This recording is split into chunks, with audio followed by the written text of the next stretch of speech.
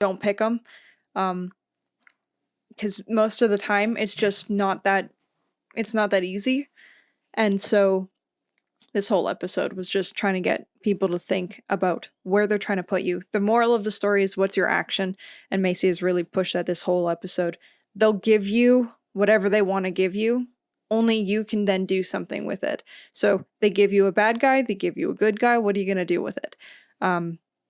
They'll give you their solutions. And, you know, we've criticized people for cherry picking before, but you do have to look at, there's going to be part truths and then there's going to be the lie, and you really do have to cherry pick and discern. You really have to discern the arguments that are being handed to you.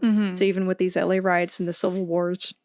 Yeah. Great. One last thing I'll say, and then we'll end it, is, Maddie, if you grab the link that I sent, that is one that's like Pearl Harbor moment. I'm not going to quote anything. I'm just going to specifically address it overall. It's like, do you remember Event 101 or whatever it was? Is that what it was called? Event 101? And it was with COVID, and they were doing that whole think tank simulation impression of what was going to happen with COVID and blah, blah, blah, blah, blah. It's like, we already know, or at least at the very least, we should be aware of the fact that it's like people get together and then they have, I guess, their own little simulations of, well, what's the future going to look like, right?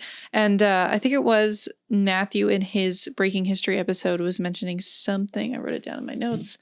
Called, one moment. It was Policy Horizons Canada, right? And in June 2024, that's basically like a Canadian think tank, and they were basically in their report, Disruptions 2024 report, they were saying, oh, civil war is going to erupt in the US, right? And so it's like, it's damn near like a simulation. If you guys have ever seen Ender's Game, the whole thing, I very recommend that. The whole thing... Yeah.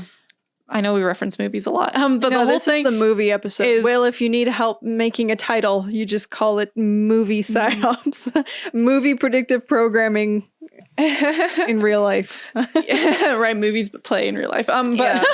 Or real life plays and whatever. I don't want to get distracted on that, but regardless, if you've seen Ender's Game, the whole how they were doing it was basically creating simulations, like wartime simulations, in terms of how it was going to play out, and eventually near the I don't want to spoil it. Okay.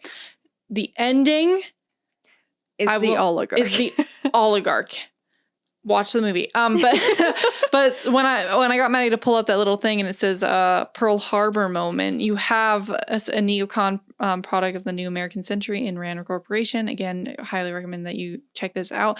There was I believe a guy, Sullivan, Rhodes Scholar, and I'm not going to go too much into it because we are out of time, but he was basically being interviewed, and he was saying that it's like, we need to figure out who our next enemy is going to be. The U.S. needs an enemy to rally behind. He was like, whether that be aliens, and then he said, I'm thinking it's going to be China.